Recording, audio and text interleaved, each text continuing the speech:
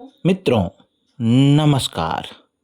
शख्सियत में बात आज ऐसे शख्सियत की, ऐसे व्यक्ति के जिन्होंने पहले मुसलमान को इस देश का गृह मंत्री बनाया, ओबीसी को दिया आरक्षण, पर फिर भी नहीं बन सके नायक। बोल्ड फैसलों के राजा वो जाने जाते थे। बात करते हैं विश्वनाथ प्रताप सिंह की, यानी बीपी सिंह, भारत के 7वें प्रधानमंत्री। एक छोटे से कार्यकाल 11 महीने में उन्होंने कई ऐसे फैसले लिए जो उथल पुथल वाले रहे। अन्य पिछड़ी जातियों को आरक्षण से लेकर देश को पहला मुस्लिम गृह मंत्री देने के फैसले ऐतिहासिक रहे। बीते 3 दशकों के दौरान देश में सामाजिक न्याय के नाम पर अनेक नेता राजनीति के शीर्ष पे पहुंचे। अन्य पिछड़ा वर्ग या ओबीसी के लिए लाखों युवाओं को नौकरी और शिक्षा संस्थानों में आरक्षण का लाभ मिला और आज भी मिल रहा है।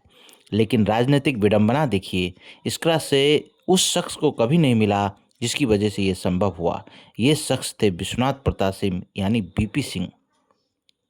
ये बात कल्पना से परे लगती है कि कोई नेता लोकसभा में 400 पार कर प्रचंड बहुमत लाने वाली पार्टी कांग्रेस से बाहर निकलकर महज 2-2.5 साल की सियासी गोलबंदी से उसे सत्ता से बेदखल कर दे। विरुद्ध विरोधाभासी विचारधाराओं के साथ लेकर चलने की खूबी के कारण ही बीपी सिंह ये कर सके।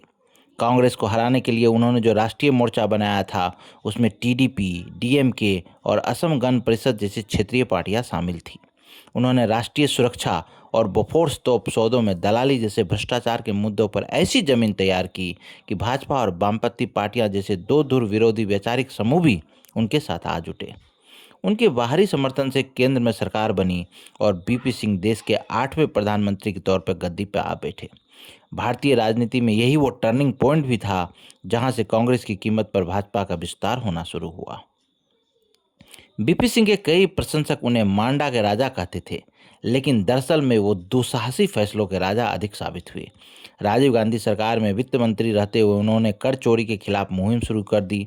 इससे राजीव गांधी ने उन्हें रक्षा मंत्रालय में भेज दिया, लेकिन वहाँ भी उन्होंने सब कुछ करना जारी रखा। जर्मनी से पनडुब्बी खरीद के सौदे में कथित कमीशन के मामले में उन्होंने प्रधानमंत्री की सहमति लिए बिना ही जांच के आदेश दिए। ये अपने आप में एक असामान्य बात थी।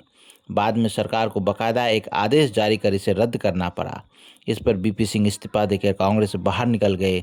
उस समय पूरे देश में एक छत्र राज कर रही कांग्रेस पार्टी से इस्तीफा देकर अपनी एक अलग पार्टी बनाना ऐसा फैसला था जो उनके राजनीतिक करियर पर विराम लगा सकता था।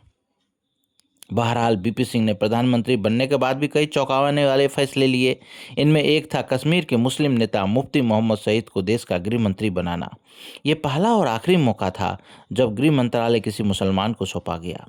इसका मुख्य मकसद तो मुस्लिम मतदाताओं को अपने साथ लामबंद करना था, लेकिन साथ ही ये भी सोच थी कि इससे कश्मीरी समाज को मुख्य धारा में लाया जा सके। मगर ये प्रयोग देश, कश्मीर और मुसलमानों तीनों के लिए भारी पड़ा। 8 दिसंबर 1989 को आतंकवादियों ने गृह मंत्री की बेटी डॉक्टर रुबिया सईद का अपहरण कर लिया।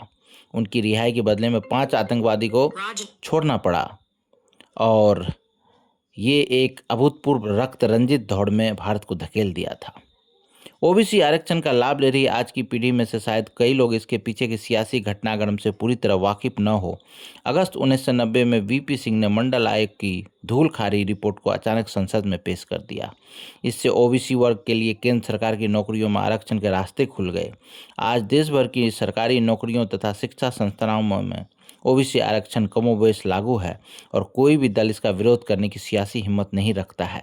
लेकिन उस वक्त मुख्य विपक्षी दल कांग्रेस इसके खिलाफ खुलकर मैदान में आ गई थी। सरकार को बाहर से समर्थन देने की वजह से भाजपा ने इसका सीधा विरोध तो नहीं किया, लेकिन वो भी इससे सहज नहीं थी। इसलिए इसकी काट की तौर पर उसने अयोध्या में राम मंदिर के निर्माण का मुद्दा उठा दिया। तत्कालीन भाजपा अध्यक्ष लाल कृष्ण आडवाणी ने सोमनाथ से अयोध्या तक की रथ यात्रा शुरू कर दी, जिसका पटाफेक्स बिहार में उनकी गिरफ्तारी से हुआ था। केंद्र सरकार से समर्थन वापस लेने के लिए भाजपा शायद ही ऐसे किसी बहाने की तलाश में थी। इस तरह महज 11 महीने की बीपी सिंह की सरकार गिर गई, लेकिन वहाँ से देश में मंडल और कमंडल की जो राजनीति शुरू हुई वो आज भी बदस्तूर जारी है। विडंबना ये रही थी कि मंडल आयोग की रिपोर्ट को लागू करने की सिफारिश और बाद में हुए हिंसक प्रदर्शनों के कारण बीपी सिंह सवर्णों में तो खलनायक बने ही, लेकिन अन्य पिछड़ा वर्ग या दीगर तबकों ने भी उन्हें सामाजिक न्याय के नायक का दर्जा नहीं दिया जिसकी वे अपेक्षा रखते थे। अलबत्ता उनका राजनीतिक फायदा बाद में उन क्षेत्रीय छत्रपों ने खूब उठाया जो जनता दल से निकाले गए थे। आज की राजनीति में जहां भ्रष्टाचार को न्यू नॉर्मल मान लिया गया है, वहीं बीपी सिंह ने ईमानदारी और भ्रष्टाचार विरोध को अपनी राजनीति की सबसे बड़ी पहचान बनाया।